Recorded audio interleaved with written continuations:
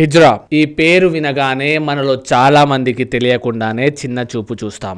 సమాజంలో ఉండే ఒక పురుగులా చూస్తాం వాళ్ళని. కానీ వాళ్ళకి కూడా మనసు ఉంటుంది, వాళ్ళు కూడా మనలాంటి మనుషులే అని చాలా తక్కువ మంది మాత్రమే గుర్తిస్తారు వాళ్ళని. ఒక హిజ్రాని ప్రేమ పేరుతో మోసం చేసి చంపి ముక్కలు ముక్కలుగా నరికిన ఇన్సిడెంట్ అనకాపల్లిలో మన ముందుకు వచ్చింది. చట్టాలు శిక్షలు ఎంత కఠినంగా ఉన్నా మానవ మృగాలకి మాత్రం సంకెళ్ళు పడట్లేదు, భయం పుట్టట్లేదు. అర్ధరాత్రి ఆడపిల్ల ధైర్యంగా నడిచినప్పుడు మాత్రమే ఈ దేశానికి స్వాతంత్రం వచ్చినట్టు అన్నారు గాంధీజీ. కానీ ఇప్పుడున్న పరిస్థితుల్లో ఆడపిల్ల కాదు కదా, హిజ్రా కూడా పట్టపగలు నడవలేని పరిస్థితిలో ఉన్నారు. ఈ దారుణం చేసిన వాడికి చట్ట ప్రకారంగా శిక్ష పడాలని గట్టిగా కోరుకుంటున్నాను. అసలు ఏం జరిగిందో ఇప్పుడు మనం పూర్తిగా తెలుసుకుందాం. కోసంకోట మండలం బయ్యవరం దగ్గర మార్చ్ 19th బ్రిడ్జ్ కింద ఒక మూట కనిపించింది. బెడ్షీట్ లో ఏదో కట్టి పడేసినట్టు ఉంది. స్థానికులు వెళ్లి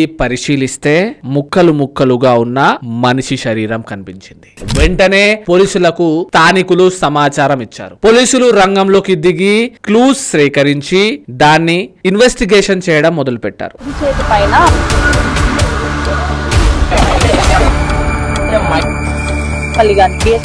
ఆ మనిషి ఎవరో వాళ్ళకు కూడా అర్థం కాలేదు. ఎందుకంటే శరీరం ముక్కలు ముక్కలుగా ఉంది. వేసుకున్న ఆభరణాలు, ఒంటి మీద ఉన్న టాటూలను సోషల్ మీడియాలో విస్తృతంగా ప్రచారం చేశారు పోలీసులు. కొంతమంది హిజ్రాలు వాటిని గుర్తుపట్టి అవి మా స్నేహితురాలు దీపవే అని పోలీసులకు చెప్పారు.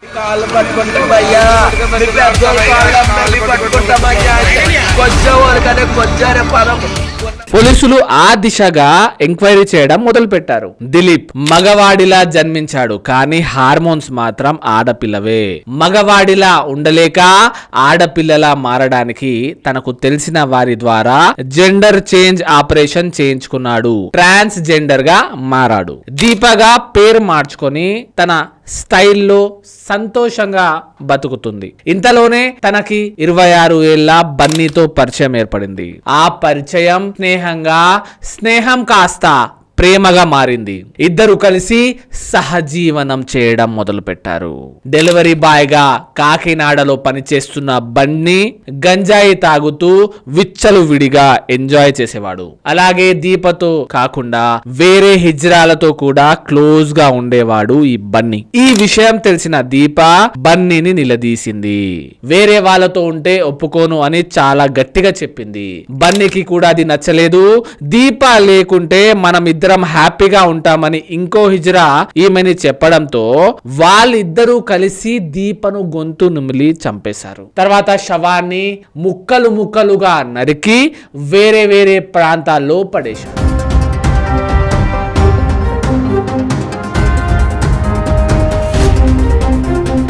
శరీర భాగాలు దొరకడంతో బన్నీ చేసిన నేరం బయటకు వచ్చింది.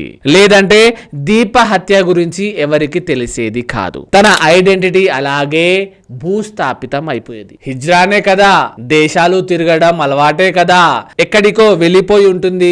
సమాజం కూడా పెద్దగా పట్టించుకునేవారు కాదు. విషయం తెలిసిన వెంటనే హిజ్రాలు పోలీస్ స్టేషన్ కి చేరుకొని ఆ బన్నీని మాకు అప్పగించాలి అని కోరారు. కానీ పోలీసులు అందుకు ఒప్పుకోలేదు. నిందితుడికి కఠిన శిక్ష పడేలా చూస్తామని వాళ్ళకి హామీ ఇచ్చారు. ఈ కేసు ఇన్వెస్టిగేషన్ లో ఉంది కాబట్టి మనం కూడా దీని గురించి ఎక్కువగా మాట్లాడకూడదు. కానీ ఇలాంటివి చూసినప్పుడే మనం సమాజంలో ఉన్నామా అడవిలో ఉన్నామా అనిపిస్తుందండి. ఒక హిజ్రా ముఖం చూస్తే అపశకునం, హిజ్రా చావు చూస్తే అపశకునం, హిజ్రా అంటేనే ఒక అపశకునం. ఇన్ని చులకనాలు చేస్తూనే మళ్ళీ వారి మీదే అగత్యాలు చేయడం ఎంతవరకు సమంజసం? ఈ సమాజం ఎటుపోతుందో తలుచుకుంటేనే భయం వేస్తుంది. ఈ బన్నీ అనే అతను పోలీసుల ముందు తన తప్పు ఒప్పుకొని నేనే చంపాను అని పోలీసులకు స్టేట్మెంట్ ఇవ్వడంతో పోలీసులు అతన్ని అదుపులో తీసుకున్నారు. ఆడపిల్ల వేసుకునే బట్టల వల్లే రేపులు జరుగుతున్నాయని మాట్లాడే మేధావులకు ఈ హిజ్రా హత్య ఎలాంటి సమాధానం చెప్తారో వేచి చూడాలి. సెక్షన్ 103 ఆఫ్ బిఎన్ఎస్ ప్రకారంగా నిందితుడికి కఠిన కారాగార శిక్ష పడుతుంది. దీంతో పాటు ట్రాన్స్జెండర్ పర్సన్స్ యాక్ట్ 2019 సెక్షన్ 18 ప్రకారంగా ఒక ట్రాన్స్జెండర్ ని హామ్ కలిగించేలా ప్రయత్నిస్తే కఠినంగా శిక్ష పడుతుంది.